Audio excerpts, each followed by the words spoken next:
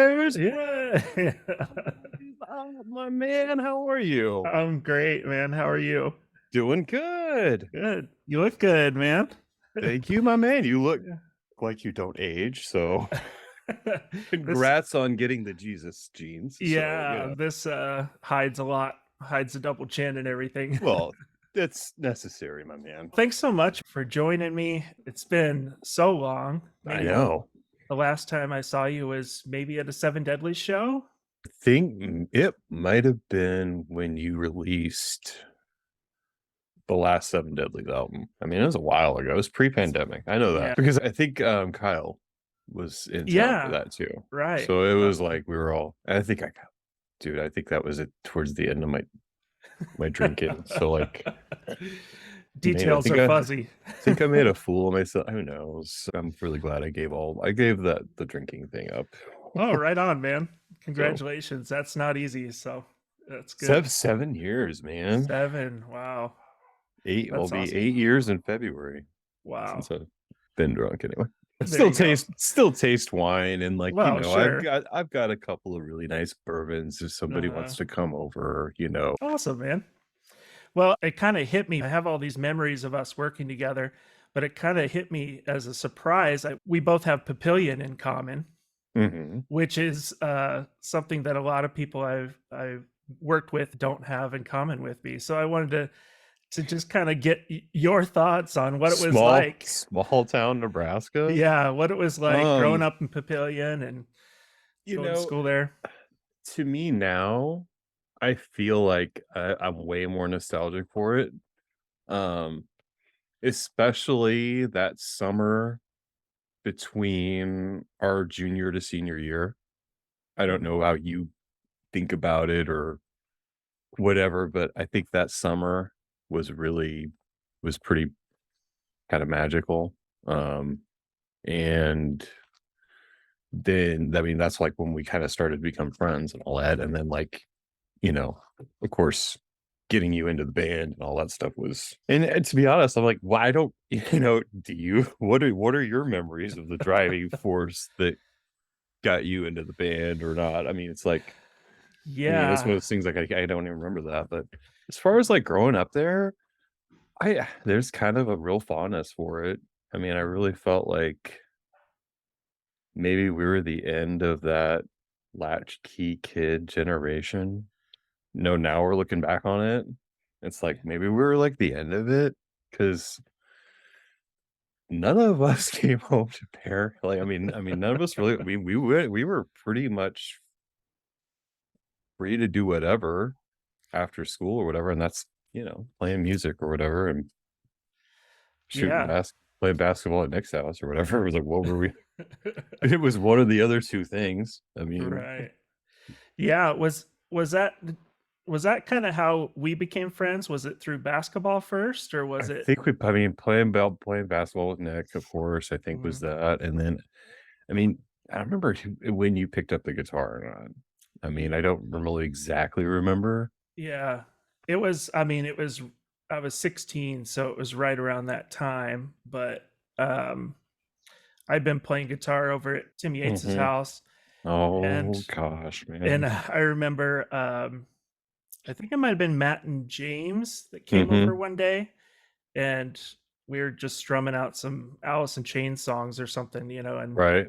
and then that was kind of the first introduction to you guys to the band, Mhm.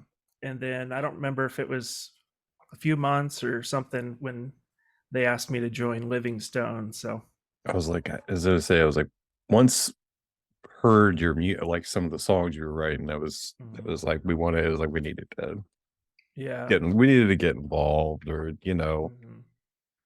I was immediately drawn to the writing that you were putting and in the style that you were bringing. So I felt like we kind of had a natural chemistry as far as the stuff that you brought. I felt like me or Matt could bring cool kind of dynamic ideas to the songs you had. So because you already had such a good base that there was just like, all right, we can add these cool little ideas. And I think it's what made kind of made that band pretty good. Yeah, it was really good chemistry, I felt. Do you remember the conversations about bringing me into the band, or was it just kind of I felt like we did like have this one like big heart to heart. And it's like, I don't know how well if you keep up with James or Matt or any of those guys or Nick or anybody. Nick Uh, Nick more than the others just cuz he's on Facebook, but yeah, right. I've lost contact with And that's like I James and really did, Matt. I kind of dropped off social media. It's kind of overwhelming to me. But Yeah. um I remember we did have like this one kind of sit down, and I think that we were really pushing for you. And I think James was a little hesitant. Yeah. And he was like the one, he's like, bands can't have two lead singers. And I'm like, and I like constantly came back to like, bro, the greatest bands of all time have, you could name off, it's like just they ripped me Mhm. off. Eagles, Fleetwood Mac, Right. Beatles, you Yeah, know, that kind of ruins that argument quickly, huh? and it's one of those is like, well, you can have multiple singers in a band, and Mhm. I think, of course, I think he was a little scared of somebody else coming in and taking the limelight. But I think as soon as got in and saw that our song quality took a leap forward, and even his song Mhm. quality took a leap forward, you know, Yeah. I think he was immediately sold. Yeah. And I think my memory is like I started rehearsing with you guys. We had like a month where you didn't have any shows booked. Mm-hmm. And so you kind of brought me in for the month of October. And then the first show that we did where I joined you was November 3rd of 97. And Do you that's my remember where it memory. was? It was at the Ranch Bowl. Was the bowl? Yeah, it was The with, bowl of a do. it So was, sad it doesn't exist anymore, man. It's I know. kind of a bummer, but Yeah. It was with Parts Per Million and the labels. the label. Yeah. um, but so Isn't that's it weird? We were going to school with dude's yeah. kid. It's like, oh, the lead singer of this band. It's like, we also go to school with your son. Oh, that's weird. Yeah. Do you have it? Do you remember that first show with me at all? I do you have any kind I of think so. I felt like there was a lot of people were excited, mhm, and I remember we hand built hard because mhm. that was like hand building was like the if you're not giving out flyers to your shows, you're not trying or whatever. So Right. Oh remember, yeah. we papered school, and I mean, 100 people from school showed up. Mhm. I mean, Yeah. so like it was. I felt like it was something, you know. Yeah, I remember it being, having a lot of energy and being very, Time. very nervous. um, I think I sang River Flow. I think I only sang one song at that show, maybe two. Yeah, Casey Cantrell still had a lot of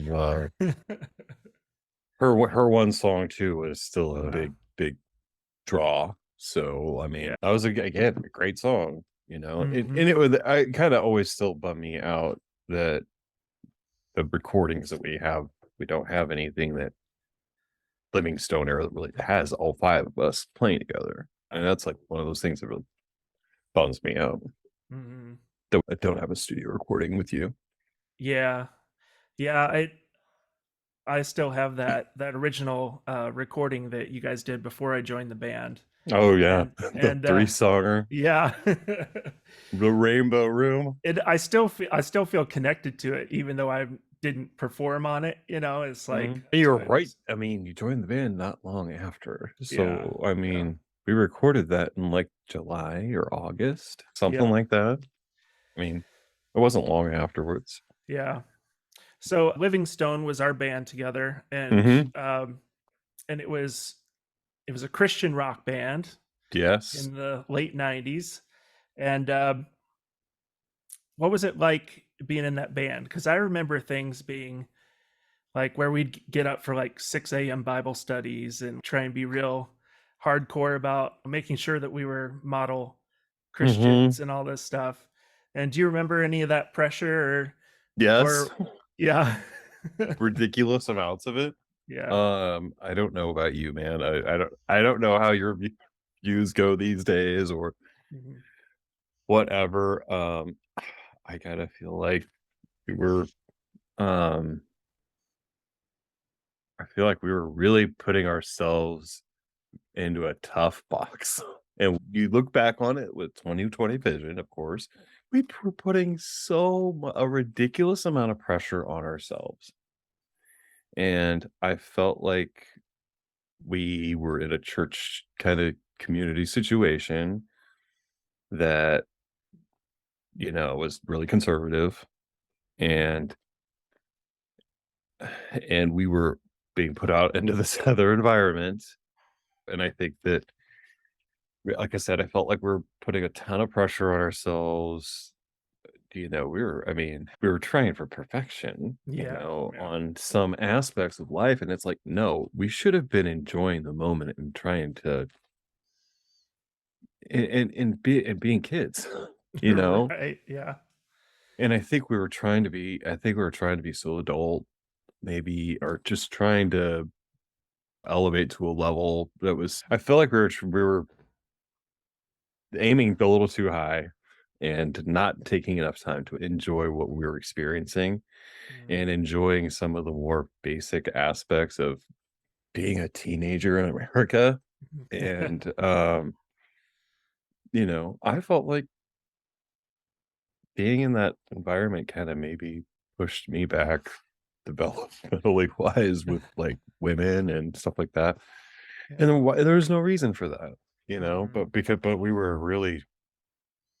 we were such onward Christian soldiers about some of these things that I think we were really, we had the blinders on a little bit.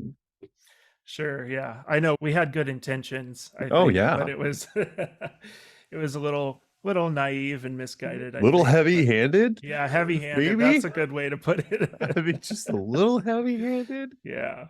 Oh, I yeah. I distinctly remember we were playing one of those shows that fall, I Mhm. think, and there was a girl that was coming to these shows, and I can't remember her name for the life of me, um,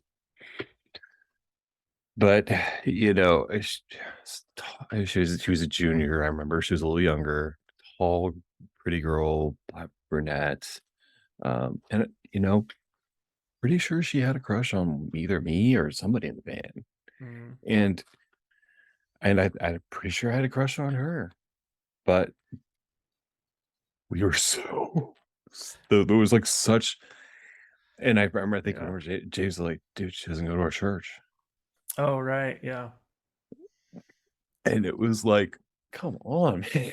Yeah. That's nuts, that's nuts, like, Yeah. and, I mean, Yeah. like I said, we were painting ourselves into a Well, painful corner. we had set those standards so high that when Nick, got his girlfriend pregnant, our drummer, Nick, There was no turning back. yeah, we couldn't figure out how to make it work, really. Do you remember kind of the end of the band and how that went down? Or, I don't even No? yeah. I mean, kind of. Give me your version. My memory is that there was some question as to whether I was gonna go to college and leave the band or something, and so I had in a band meeting, I said that I was planning on going to college and that I was leaving the band, and then I didn't go to college. So As I I say, don't you didn't. so I don't remember. Not like any of us did. I don't think I was being I deceptive, mean, Nick but joined the Air Force, but yeah, but it's so that's my memory of it, and then in that same meeting, James basically said, "Okay, we'll go on without you," and then I think maybe you, said that you were leaving the band in that same meeting. I think that if the creative vision was that I continued and with just James as Mhm, being the I wasn't gonna do that, because I think that we had there had been we had grown up. I mean, we're talking about a bunch of dudes who are 17, 18 years old. We did grow up a lot in that year because I mean, we were played on we went from being recording some demo to being played on the radio to being on the radio live, performing live on the radio, playing at shows. They're packed, you know? Mhm. Um, and I felt like, we'd grown and our songs had gotten better. We were getting better. And the idea of taking steps back to me was, I didn't think there was any going back. Yeah. I had to artistically and I think personally go in another direction. I don't think I could have been in another puritanical band that I wasn't fully artistically into, Yeah. if that Sure. makes total sense. Mhm. It was interesting being in a Christian rock band in that time because I felt like there was some cool factor because Christian rock was breaking away from some of the rigid constraints of what you can do in a church band. And there were bands kind of doing things outside of the Well, norm. yeah, it was the first time there. The all the music was terrible. I mean, a lot of it was bad. Your CCM music was terrible, Mhm. and we were, you know, I the joke that we live in the mid '90s and the music I love is all from that era. But Yeah. you know, we were listening to Soundgarden, Alice in Chains, and Nirvana, and all this stuff. It's like there was no CCM artist that was cool like that. Mhm. That but that spurned, you know, a whole generation of artists that were like, all right, we are going to make some cool Christian music. And it spurns the tooth and nail, generation. And you actually start getting some cool music. And I felt like we were kind of like could do that. Like that was what we wanted to do, right? Yeah, yeah. You And know, was that when you moved to Life 9? I mean, we had our solstice journey Okay. before that. I went and played with Fifth Street Capital. Yeah. And So Solstice was kind of a Fifth Street Capital. spinoff, I mean, if you want to call it that.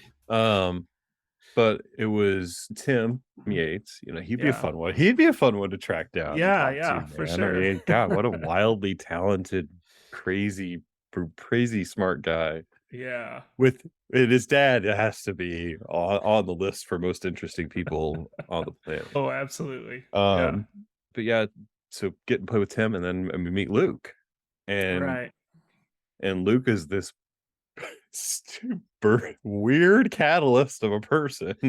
I mean, it's like, how can you even describe this guy? It's like one of those people you almost can't even tell people. It's like, oh, I was in the band with this guy. Oh, tell me about it. Like, well, you wouldn't believe me if I told you the truth. Yeah. So this is after Living Stone, we were in a band together called Soulstice. And the Mhm, drummer of that band was Luke Carl. mhm. Yeah. Luke Umlaut Parl, who went on to he wrote the book The Drunk Diet, which is like some sort of he's sold a few, I think. I think Yeah. he's on XM radio and famously dated Lady Gaga before she was really Lady Gaga. And the song Nebraska is about him. So it's like so weird that I Yeah. slept over in the guy's bunk bed. I Right. drove the kid to baseball practice. So I mean it's Yeah. really weird. Yeah. But man, talk about a talented guy. Mhm. And when we were in a band with him, I think he had this vision of being this wild virtuoso drummer. And, you know, once I think when he took a step back and realized, like, no, I want to be the best rock and roll drummer I can be, he like launched into the stratosphere. Yeah, man, he had a fancy kit too, wasn't it? Yeah. Orange custom, maybe. Yeah, the rack and everything. Yeah. Yeah, he was an And then animal. And then he's pares down to like a three-piece later in life. So, do But you remember kind of the Solstice days and how that felt? I don't remember how long that band was I together mean, or we're really it was like just like kind of a summer, right? yeah, And probably. we did the Yeah. quick recording, and I think Mhm. we only played out like twice. Um, Yeah, I remember, some Sokol Underground show. mhm, That's, like, one that I remember, but and it was good, and I yeah, felt like the reception was really that might have been our good, last show. and it was. We just recorded the demo, Mhm. um, and don't get me wrong, it was not great. I mean, I look Yeah. back on it, there's mistakes, and we were rushed, and Mhm. we didn't know what we were doing. It was Yeah. all of our first time in a super professional studio, had no clue what we were doing, and yeah, it was rushed, and Mm. but it's if you I look if I listen back on it, I still hear things I really, really like, and I think that there are some Yeah. things that were so really good, and it's like, "Oh my god, if we could have tightened these few things up or gotten another take." I pulled up the, Forever Wide from that session, so we can take a listen here. Our Drop D adventure. This was Forever Wide from the unreleased Solstice demos.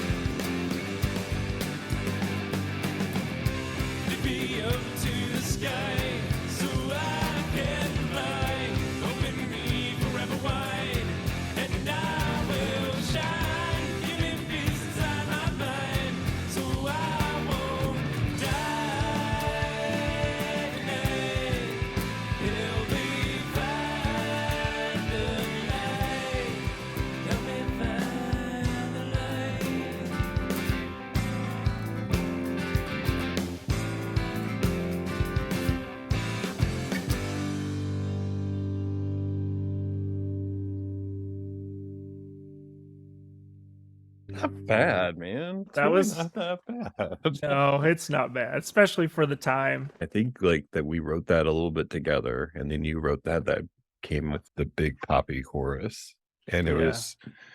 it was a departure for us. And I think it was like kind of going, we're starting to kind of venture out on a little bit of we're trying some different stuff.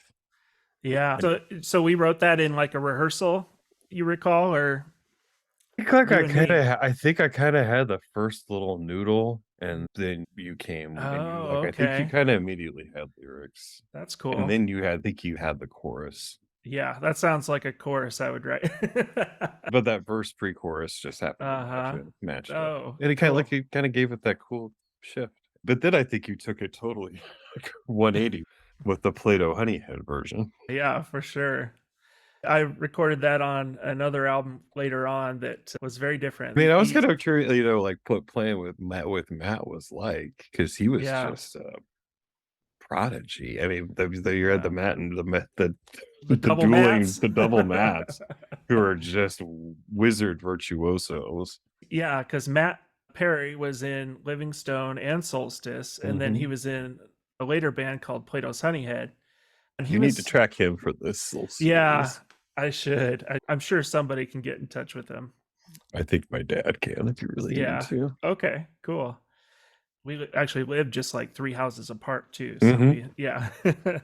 I mean, we But basically kind of lived in Matt's basement that's for true. that Yeah. last kind of senior year.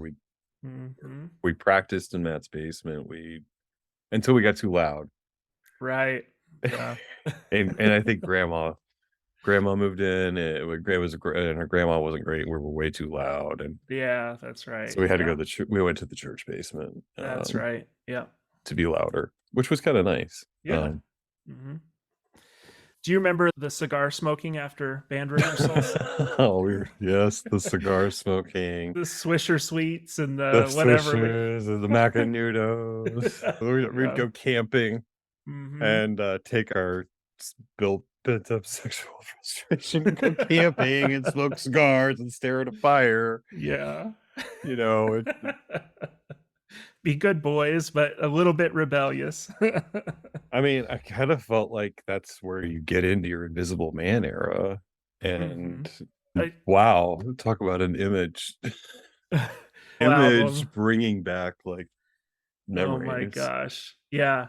The first solo record I recorded in that church basement where Livingstone rehearsed a little Mhm. bit, and you did the artwork for it. Wow, Jeff has this computer that can make graphics. It's like MS a copy Paint, was image it? in paint or something. I mean, I think we did it. I was like, I mean, I am not the most computer person, we're all very clearly.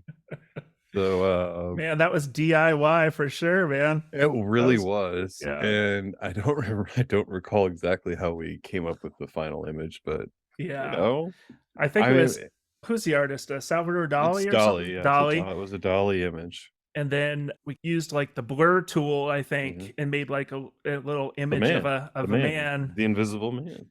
You and your unrequited love. Right. That's probably what it was. It was, man, because I always thought about you, and Hmm. you'd go out on your I think about the image of you going out on your little balcony or your little roof Yeah. there and Yeah. playing guitar. Yeah. Oh man, I just had a memory of one of the most vulnerable moments of that time of my life was when my first girlfriend broke up with me and I was in Living Stone and I feel like we're getting to the heart of it, man. but I remember sitting in a band meeting and just crying, just like crying to you guys and I think I uh recall this. yeah, and just being heartbroken. But I mean, that was first girlfriend, you're never prepared for that kind of feeling. Bradley. But I remember being really comforted by you guys and feeling really just like I didn't have to be embarrassed for letting my emotions. No. I mean, I Uh, felt like, we really built a brotherhood. I mean, mhm, to create good art, you have to be vulnerable to each other and mhm. let those intimate moments into each other's lives. Otherwise, we can't create art together if you're trying not to be open with each other. Yeah. Oh, that's true. It's hard for me to let those vulnerabilities out, and I think music is one of the ways that I can do it. Only way I've Yeah.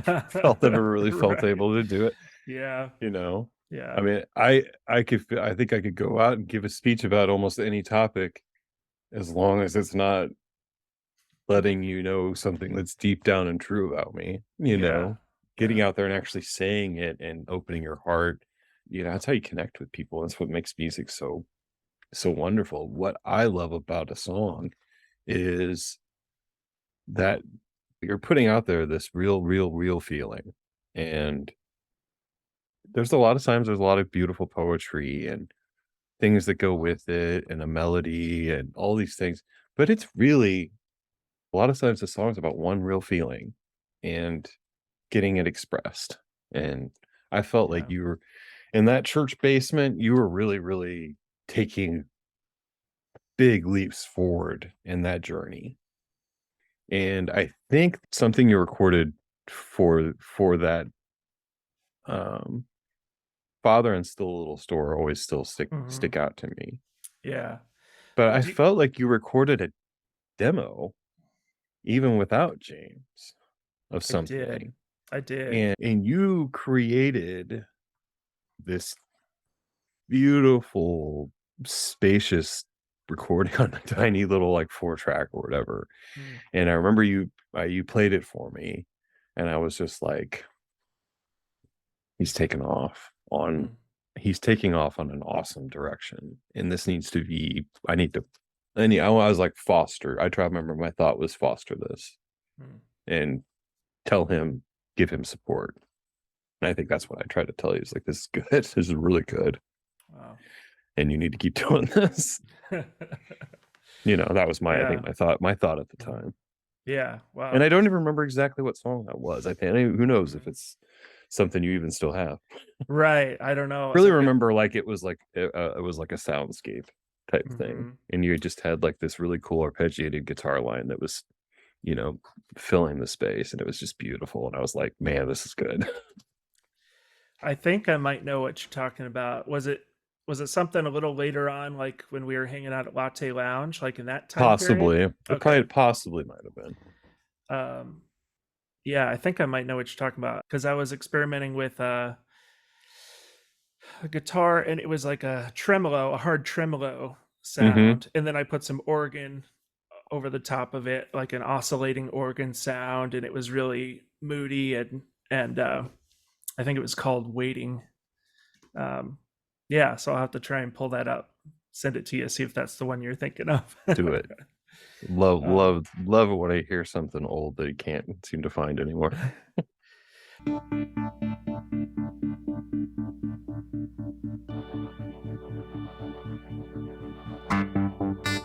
and you know it's not your way to think that I could make mistakes.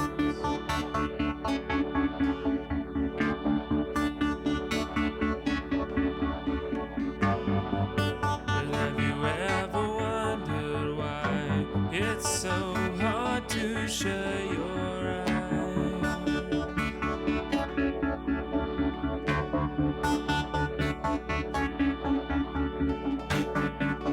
Still, you always run to your desire.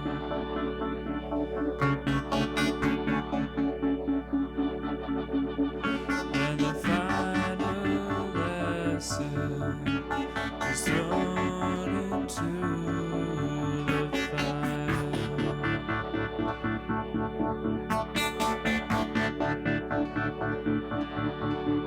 All the way of your eyes come into contact with mine.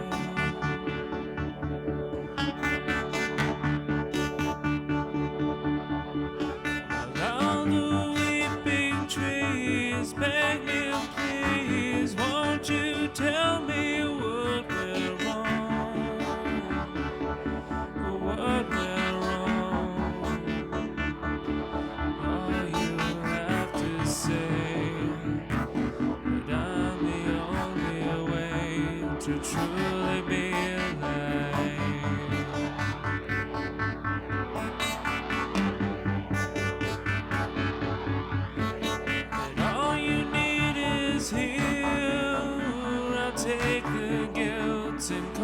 your deepest fears.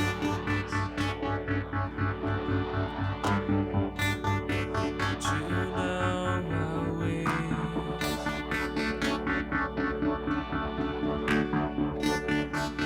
waiting for you here.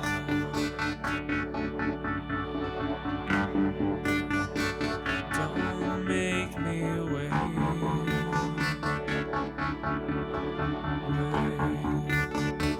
waiting for you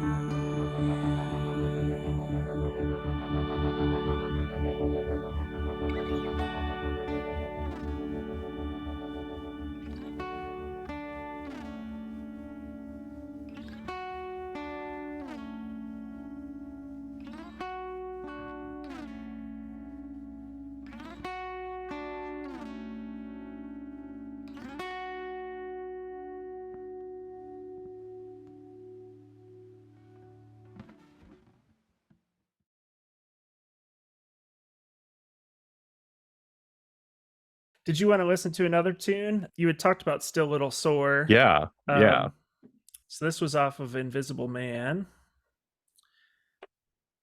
I always wanted, now that we can ask these things, what was the feeling behind all of this? I know that a lot of these early songs were all influenced by that first girlfriend and that Mhm. heartbreak.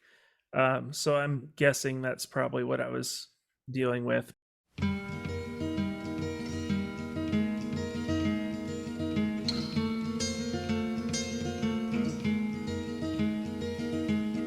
At this moment, I can't see the world around me. I'm on the floor. Feel my tears, but nothing more. Woman says she loves me. I shut the door. Been there before. My heart is still a little sore. Then she tells me she wants to give me life. Then she tells me I'll show you to the light. And she tells me she's always by my side. And I know she's right.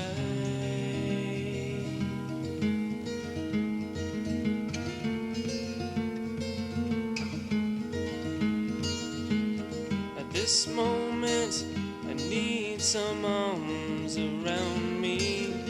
I'm on the floor. I feel my tears, but nothing more.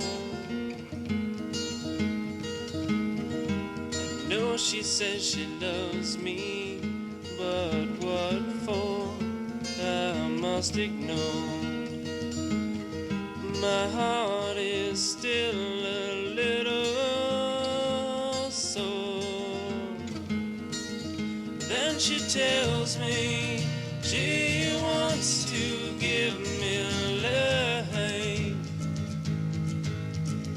Then she tells me I'll show you to the light. Then she tells me she's always by my side. And I know she's right.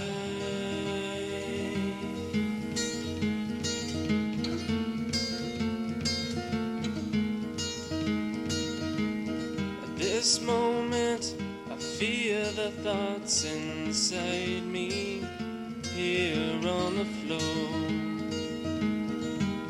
All my dreams are nothing more. I deserve no one to love me, yet I still adore that she's at my door. My heart opens a little more. Then she tells me she wants to give me life. Then she tells me I'll show you to the light. And she tells me she's always by my side. And I know she's right.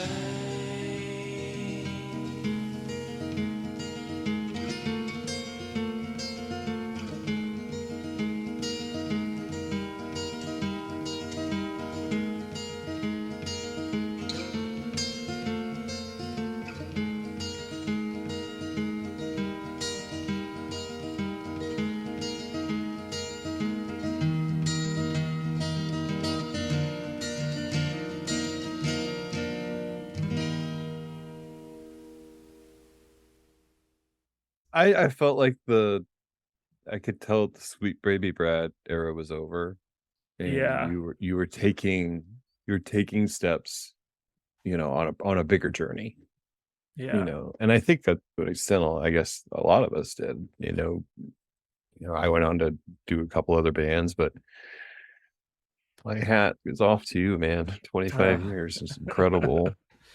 And man, some of the music you've done over this span has been pretty incredible. Thanks. Did you want to listen to New Tattoo as well? I was going to say, if you Okay. wanted to let me play journalist, I wanted to get Oh. so if we go through your course of your career, Yeah. and we see the stuff with the Seven Deadlies come out, and you clearly get a harder edge. What happens in life? What happens to bad Brad, to get to the point where he writes New Tattoo? Let's give it a listen here. Darling, I'm getting a new tattoo. It's the last time that I will think of you.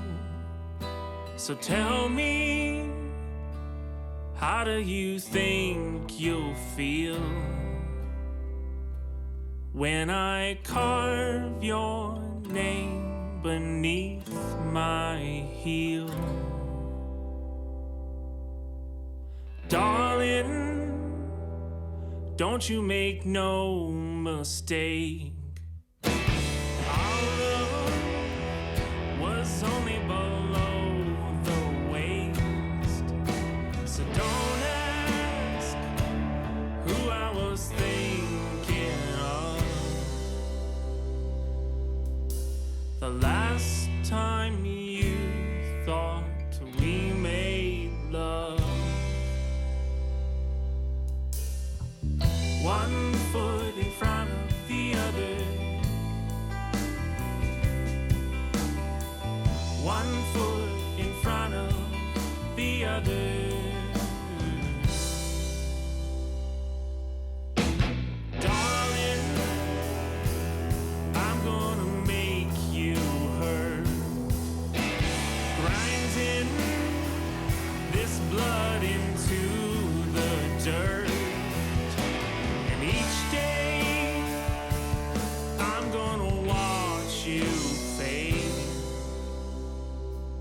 as I drag you down the path I take.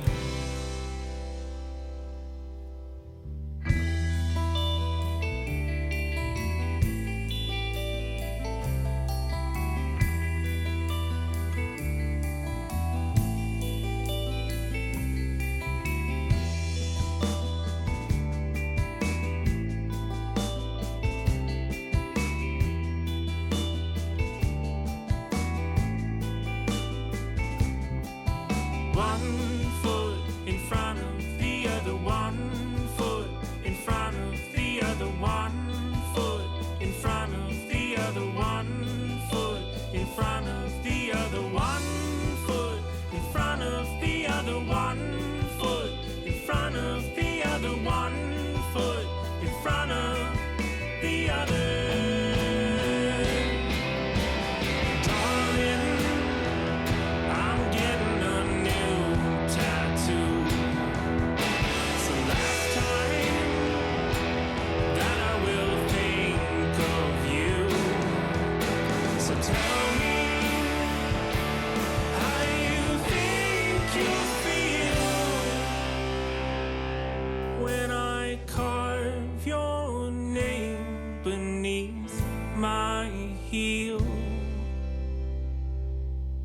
Gonna carve your name beneath my heel.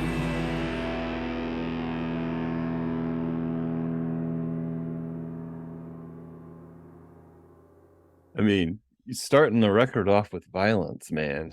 I know it. You know? So it's kind of like my thoughts were always like, man, it's like, so where do we, how do we get there? You Yeah. know? That's interesting because so that song was a co-write with me and 3 other songwriters. And we were up in a cabin in Wisconsin. It all started with just the idea of let's write a song about a tattoo. Right. And I don't know what it was, just all 4 of us were like in this space where we wanted to dig at the ugly parts, this kind of uncomfortable space of Right. somebody who has just been so hurt that they're willing to physically pain themselves Mm-hmm. to deal with the emotions that they can't process. It was just a beautiful experience to write that song, and we were just like giddy when somebody would say something that was just so dark and so disturbing, and we'd be Mm-hmm. like, yes, that's it. It's kind of a dark record, but its darkness is like what I dig, you know? I love it. That concept of, do you understand my feeling? That's the true connection with music, is that it is giving you a real visceral feeling. That's what I look for in my musical experiences. You know, that's what turns me on as a musician and as a fan of music, is I need the visceral. And um and that's one of those songs that really gives it to me. And I really feel something. And I the way that I felt, you feel the rhythm section really hangs back and lets the song drone, and then Whipkey's guitar just explodes and covers the space Mhm. without doing much. Yeah. And I guess it's always, I don't know, like, it toots my own horn, but it's like, I feel like I like it so much because I think that's what I would have played if I'd have been in that situation. I feel like Yeah. that's what I would have done, and stuff like that. Like, I feel like, man, if I'd have been that guy, I think I kind of would have done something a lot like that. I think that's like, man, he's doing it. That's awesome, you know? Yeah. Oh, that's a lot of the music I like is for that same reason. It's like I connect with like, oh, I like his choice there. Hmm. I would make a choice similar to that, Right. or And it can be yeah. just as little as a tiny little part, you Mhm. know, of a song that they decided to go double time on the outro Yeah. of the chorus. Right. In this one song, it's like, no, that makes it for me, you Yeah. know? I can't wait to listen to that song and get to that part that I love so much, you know, or Yeah. that thing that I know that's gonna give me that big feeling, Mhm. you know? I kind of, I feel like it's one thing that's kind of missing from modern music, is think people are really addicted to the, you know, something quick, you know, Oh, TikTok sure. body shop, and it's like fully crafted songs are, you know, we need more of them. Mhm. More good, real, fully crafted music. I think there's Yeah. been some. I mean, don't get me wrong, there's some music I really love out there, but Yeah. Well, thanks so much for spending um this time with me and just the people like you that have been there from the beginning and have always been supportive. It just really is the reason I'm here, oh man, dude, thank you. So And thank you. dude, congratulations. 25 years of playing music is incredible. You know, again, my hat's off to you. Creating new stuff and creating art for this long is a testament to you, man. And keep doing it, please. Keep giving us more of this music, because every time I think, man, I haven't listened to this in a while, put in, you know, Funeral Guns, and man, that's hits the spot, you know? So please keep making more music, my man. All right. Thanks, man. Do you have anything coming up or any causes you're Just, passionate you know, about? if you want to hit me up and follow on Instagram, cool. But I'm kind of working on a couple literary projects. But mostly just, you know, let's be in the spirit of the holiday season, and spread a little love and joy out there into the world, folks. That's all I ask. All right.